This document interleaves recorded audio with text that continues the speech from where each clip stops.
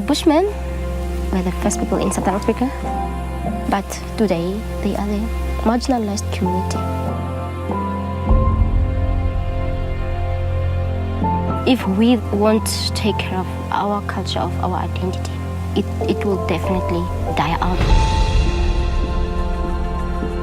We have to gain self-confidence. And most importantly, we need to adopt the new modern life, but not lose our culture as well at the same time.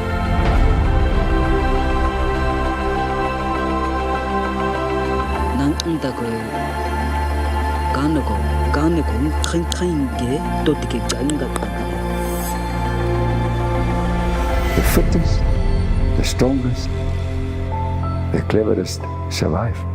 Rule of nature. And nature has no emotions.